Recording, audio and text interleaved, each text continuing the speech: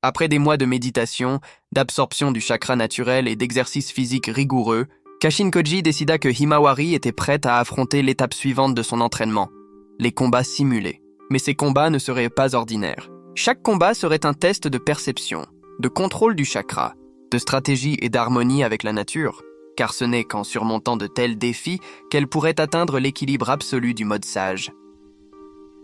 Le premier combat commença dans une clairière sur le mont Myoboku, entouré d'arbres anciens et de ruisseaux cristallins.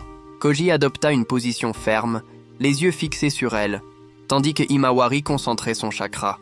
« Souviens-toi, Himawari, » dit Koji. « Ce n'est pas gagner par la force, mais comprendre et anticiper. Le mode sage nécessite une perception absolue. » À l'instant suivant, Koji lança une série de frappes rapides, combinant taijutsu et clone d'ombre. Himawari réagit instinctivement, absorbant de petites quantités de chakra naturel pour augmenter sa vitesse et ses réflexes. Elle esquiva, tourna dans les airs et créa de petites vagues d'énergie qui repoussèrent les clones d'ombre de Koji, démontrant sa première application pratique du chakra naturel absorbé. Koji augmenta ensuite l'intensité, combinant jutsu de feu avec des attaques de boue provenant de grenouilles ancestrales qu'il invoqua temporairement. Himawari devait non seulement esquiver, mais calculer la dispersion du chakra naturel autour d'elle pour créer des barrières, déviant simultanément flammes et boue. C'est à ce moment que Koji enseigna la première technique avancée. Onde défensive sage, qui condensait le chakra naturel en motif circulaire parfait, capable d'absorber plusieurs attaques sans perdre d'énergie. Himawari assimila rapidement la leçon et appliqua la technique, remarquant que son corps réagissait presque automatiquement au flux de la nature.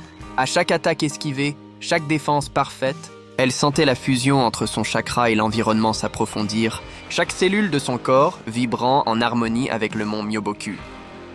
Lors des combats suivants, Koji introduisit des attaques à longue portée, des jutsu simulant des tremblements de terre et des courants de vent concentrés.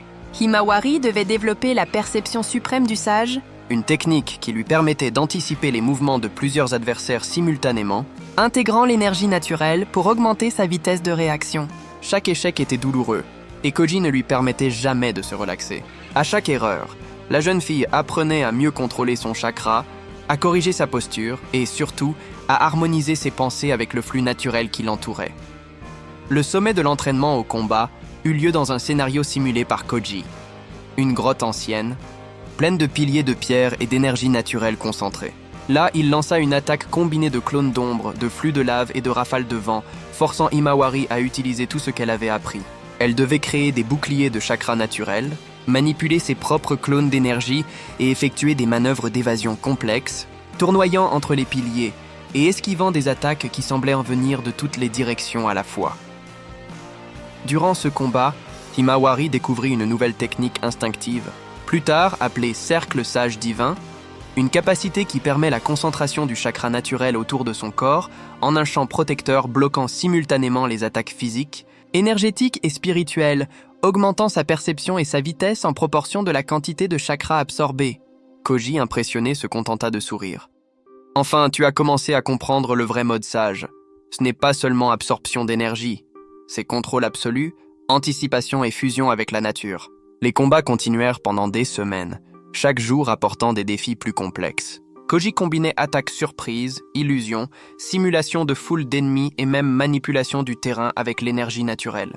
Himawari devait créer des techniques de mobilité avancées, telles que saut de la grenouille ancestrale, utilisant l'impulsion combinée du chakra naturel et physique pour atteindre des hauteurs impossibles, et foudre du sage, des projectiles d'énergie naturelle concentrés capables de détruire des obstacles avec précision chirurgicale. De plus, Koji la força à s'entraîner à l'harmonie énergétique, une technique de méditation active permettant le contrôle simultané de multiples flux de chakras, équilibrant son chakra interne, le chakra naturel de l'environnement et l'énergie spirituelle des êtres vivants proches. Cette pratique était douloureuse et nécessitait une concentration absolue, mais progressivement Himawari la maîtrisa, intégrant pleinement son corps et son esprit avec l'énergie de la montagne.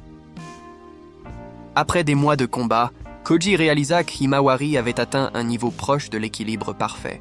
Pour tester sa maîtrise, il effectua l'attaque finale, une combinaison de clones du sage, de tempêtes d'énergie naturelle et de manipulation du terrain simulant une guerre à grande échelle. Himawari, désormais expérimentée, utilisa toutes les techniques qu'elle avait apprises, cercle sage divin, Onde Defensive Sage, perception suprême du sage, saut de la grenouille ancestrale et foudre du sage, réagissant avec des mouvements fluides et stratégiques, chaque action en harmonie avec le flux de la nature. Lorsque le dernier clone fut dispersé, Himawari resta ferme, sans fatigue apparente, son corps rayonnant de chakras naturels en équilibre total. Koji parla enfin. « Tu n'as pas seulement survécu, Himawari. Tu as maîtrisé tout ce que je pouvais t'enseigner. » Maintenant, tu es prête pour l'étape finale, fusion complète avec le mont Myoboku et éveil du mode sage parfait. L'entraînement au combat, avec chaque technique, chaque échec et chaque victoire, avait préparé Himawari à devenir la sage la plus puissante que le monde ait jamais connue, prête à manifester sa forme divine, avec des cheveux blancs, une aura rayonnante et une puissance absolue.